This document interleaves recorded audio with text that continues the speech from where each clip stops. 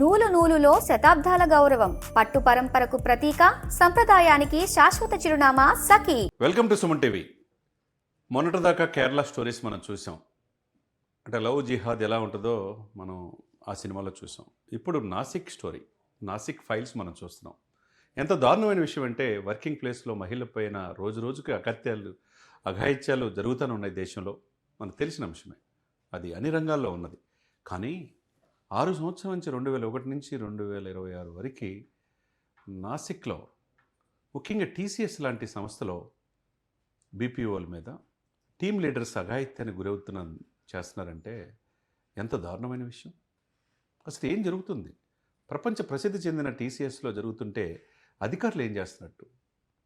ఉన్నతాధికారులకి నివేదిక ఇచ్చిన 70 నుంచి 80 మెయిల్స్ పెట్టిన ఉద్యోగులు మా మీద ఇట్లా జరుగుతుందని చెప్పిన ఏమాత్రం పట్టించుకోనాలని ఏమనాలి? ఉన్నతాధికారులు తెలియకుండా అనేది జరిగిందా?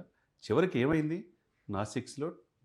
నాసిక్లోని టీసీఎస్ని మూసివేశారు. ఇది దారుణం కదా. సువిశాలమైన భారతదేశంలో లవ్ జిహాద్ పేరుతో, కార్పొరేట్ జిహాద్ పేరుతో అమాయకులైన అమ్మాయిల్ని చెరపట్టి వాళ్ళని బలవంతంగా మతమార్పిడులు చేసి చివరికి వాళ్ళ పేర్లు మార్చేట్టు చేసి వాళ్ళ లైంగిక వేధింపులు గురి చేయటం ఎంతవరకు సమంజసం అని భారత ప్రజలు, ముఖ్యంగా మహిళా లోకం నేడు ప్రశ్నిస్తూ ఉంది. మరి కోహనా లౌకికవాదులు ఏం చేస్తున్నట్టు? ఓటు బ్యాంకు రాజకీయాల కోసం మతాన్ని పులుముకొని మా మతం మేం గొప్ప అని చెప్పేసి అన్నప్పుడు నుపున్ శర్మ అనే ఆమె ముస్లిం మత ప్రవక్త పట్ల అసభ్యంగా మాట్లాడిందని ప్రపంచవ్యాప్త ఇష్యూ చేశారు వీళ్ళందరూ కలిసి. మరి ఇప్పుడు వీళ్ళంతా ఏం చేస్తున్నట్టు? ముఖ్యంగా ప్రకాష్ రాజ్ లాంటి వాళ్ళు నటులు ఏం చేస్తున్నట్టు? మరి ఈ లౌకికవాదుల ముసుగులో ఓటు బ్యాంకు రాజకీయాలు చేస్తున్న వాళ్ళు ఏమైనట్టు? వీళ్ళు మహిళలకు అన్యాయం జరిగితే ఎవరు ఎందుకు బయటకు రావట్లేదనేది సమాజం ప్రశ్నిస్తుంది. ఏదేమైనా కానీ మూలాల్లోకి వెళ్తే నీ భార్యను నాకు పంపించు అనే పరిస్థితికి టీం లీడర్స్ వెళ్ళారంటే వాడు ఎంత ఖండకావరం. వాడిని ఏం చేయాలా? బహిరంగ ఉరితీయకపోతే, ఎన్కౌంటర్ చేయకపోతే ఏం చేయాలా? తౌసిఫ్ అఖ్తర్ టీం లీడర్, వాడికి సహకరించిన డానిష్ షేక్, వీళ్ళిద్దరూ ఆ సంస్థలో పనిచేసే, నాసిక్లో పనిచేసే ఒక ఉద్యోగి పట్ల తనకు బిడ్డలు లేరని చెప్పి పెళ్ళైన తర్వాత తెలుసుకొని నీ భార్యను నాకు పంపించు, నీకు తండ్రిని చేస్తాననే పరిస్థితి వచ్చిందంటే ఇది తప్పు, నువ్వు మాట్లాడుతుందన్నందుకు వాడు ఒక టేబుల్ ఫ్యాన్ మీద కూడా అతని మీద విసిరారంటే, హెచ్ఆర్కి ఫిర్యాదు చేసినా పట్టించుకోలేదంటే, అసలు హెచ్ఆర్ని ఏజీఎంని అరెస్ట్ చేశారు. ఆమె పరారులో ఉందన్నారు. నిదా ఖాన్ 7 టీం లీడర్ని అరెస్ట్ చేసి రిమాండ్ పంపించారు. దీని వెనక ఎవరున్నారు? బలమైన కుట్ర దాగి ఉంది. ఆల్రెడీ స్పెషల్ ఇన్వెస్టిగేషన్ టీం విచారణ చేస్తూ ఉంది. దీని వెనక ఎవరున్నా కానీ ఇక్కడ ఓచలు లెక్క పెట్టాల్సిందే. ఈ శిక్షలు కఠినంగా ఉండాల్సిందే. ఉద్యోగం కోసం వచ్చేది తన కుటుంబాన్ని పోషించాలి, తన ఫ్యామిలీని బాగుండాలని ఆ బాధ్యత తీసుకోవటానికి మహిళలు వస్తే వాళ్ళని ఆసరాగా చేసుకొని ఆ మహిళల మీద టార్గెట్ పెట్టుకుంటా బలవంతంగా చివరికి నిన్నటిదాకా మహిళలు వంతు అనుకున్నారు. మహిళలు దాదాపు 9 ఎఫ్ఐఆర్లు నమోదు చేస్తే ముంబైలో, ఇప్పుడు పురుషులు కూడా కంప్లైంట్ చేస్తున్నారు. మా పట్ల కూడా దాన్ని ముస్లిం టోపీ ధరించమని, కల్మా చదవమని చెప్పి బలవంతం చేసేవాళ్ళు. మేము ఫిర్యాదు చేస్తే మా మీద రివర్స్గా పెట్టి మమ్మల్ని ఉద్యోగుల నుంచి తొలగించే ప్రయత్నం చేస్తున్నారు. ముఖ్యంగా 20 నుంచి 25 సంవత్సరాల మహిళల టార్గెట్ అంటున్నారంటే మనం ఎక్కడున్నామండి? నేను నిన్న కూడా చెప్పే ఒక ఇంటర్వ్యూ చేశా. 100 కోట్ల మంది హిందువులు, 80% పాపులేషన్ హిందూ దేశంలో ముస్లిమ్స్, హిందువులు, క్రిస్టియన్లు అన్నదమ్ముల్లాగా ఉంటాం. ప్రపంచంలో ఎక్కడ లేని సామరస్యత భారతదేశంలో అతిపెద్ద లౌకిక రాజ్యం. అటువంటి భారతదేశంలో ఇంత దారుణం ఏంటండి? వాడు నిన్న మహారాష్ట్రలో అమరావతిలో మైనర్ బాలికలు 180 మంది మీద వీళ్ళు ఇలా చేశారంటే, ఒక తన్వీర్ అనేవాడు, వాడికి సహకరించిన స్నేహితుడు ఉజైర్, వీళ్ళిద్దరు కలిసి 180 మంది బాలికల్ని 350 పైన వీడియోలు తీసి వాళ్ళని వశపరుచుకొని పూణే, ముంబై తీసుకెళ్ళి వాళ్ళు వీడియోలు తీసి బ్లాక్మెయిల్ చేశారంటే, చివరికి వాడి ఇల్లు ఆఫీసర్స్ అంతా అక్కడ ఎంపీ స్వయంగా ఉండి బుల్డోజర్తో వాళ్ళ ఇల్లు అంతా కూడా కూలగొట్టారు. ఎంత దారుణం అండి! ముఖ్యంగా ఆడపిల్లల పట్ల భద్రత లేకపోతే ఇంకా ఎక్కడ ఉండాలి? ఏదేమైనా కానీ టీసీఎస్ యాజమాన్యం సమాధానం చెప్పాల్సిన అవసరం ఉంది. ఇంకోటి, మిగతా కార్పొరేట్ కంపెనీలు కూడా టెక్ మహీంద్రా అంటున్నారు, రకరకాల కంపెనీలు అంటున్నారు. మరి హైదరాబాద్లో అనేక కంపెనీలు, ఐటీ కంపెనీలు ఉన్నాయి. దీని మీద నిఘా ఉండాలి, కార్మిక చట్టాలు ఉండాలి, ఉద్యోగులకు భద్రత ఉండాలి.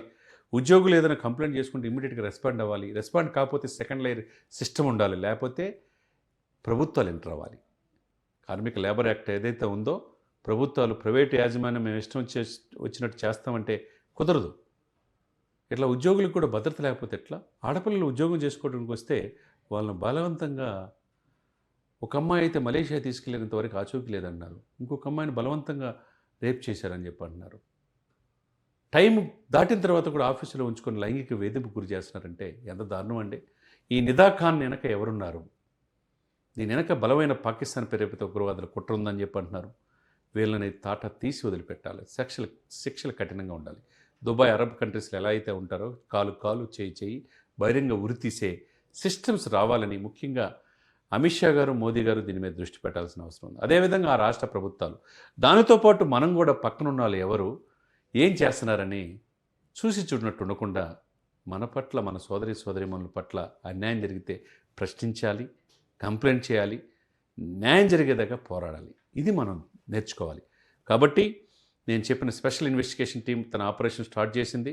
ఇప్పుడు నాసిక్ ఆపరేషన్స్ మొత్తం కూడా ఆఫ్ చేశారు. వర్క్ ఫర్ హోమ్ అని చెప్పి పెట్టేశారు. ఎవరి మీద ఆరోపణలు వస్తున్నారో వాళ్ళ పూర్వోపరాలు మొత్తం తీస్తున్నారు. దీని వెనక ఎవరున్నారు, దీనికి లవ్ జిహాద్, కార్పొరేట్ జిహాద్ పేరుతో డబ్బులు ఎవరు పంపిస్తున్నారో కూడా ఇన్వెస్టిగేషన్ జరగాలని చెప్తున్నారు. ఒక హెచ్ఆర్ అంటే ఏంటి? కన్న తల్లి అంటే ఏదైనా సమస్య వస్తే తల్లికి చెప్పుకోవాలి. అదేవిధంగా 5 వివిధ కంపెనీలో హెచ్ఆర్ అనేది కీలకంగా వ్యవహరిస్తూ ఉంటుంది. ఆ హెచ్ఆర్ డిపార్ట్మెంట్ అధికారే ఇలా వాళ్ళకి వంత పలికి వాళ్ళని సపోర్ట్ చేస్తుందంటే వీళ్ళకి ఎంత కండకావరం అండి. వీళ్ళు భారతదేశంలో ఉండి ఈ గాలి పీల్చుకుంటా, ఈ నేల మీద ఉండి ఇక్కడ తిండి తింటా, ఇక్కడ ఉద్యోగం చేసుకుంటా ఈ నేల తల్లి భరతమాత ముద్దు బిడ్డలనే చెరపడుతున్నారంటే వీళ్ళు దేశద్రోహులు కాదా? వీళ్ళు దేశంలో ఉండడానికి అర్హతే లేదు. వీళ్ళ తల్లిదండ్రుల పెంపకం ఎలా ఉంది? వీళ్ళు ఏ దేశంలో ఉన్నారు? మన దేశంలో ఉండి మన హిందూ మహిళ పట్ల ఇలా చేస్తుంటే ఏం చేస్తుంది ఈ యొక్క ప్రభుత్వాలని చెప్పి అందరూ ప్రశ్నిస్తున్నారు. ఏదేమైనా కానీ ఈ పురుషులు, మహిళలు కాకుండా పురుషులు కూడా వాళ్ళని తలపాగా పెట్టుకోవాలి, కల్మా చదవాలని బెదిరిస్తున్నారంటే వీళ్ళు ఎక్కడి నుంచి వచ్చారు? వీళ్ళకి ఎవరు సపోర్ట్ చేస్తున్నారో మూలాలు తీయాల్సిన అవసరం ఉంది. నేషనల్ మీడియా అంతా చూపిస్తుంది, తర్వాత తెలుగు మీడియా కూడా మొత్తం ఎలక్ట్ అయ్యి చూపిస్తూ ఉన్నారు.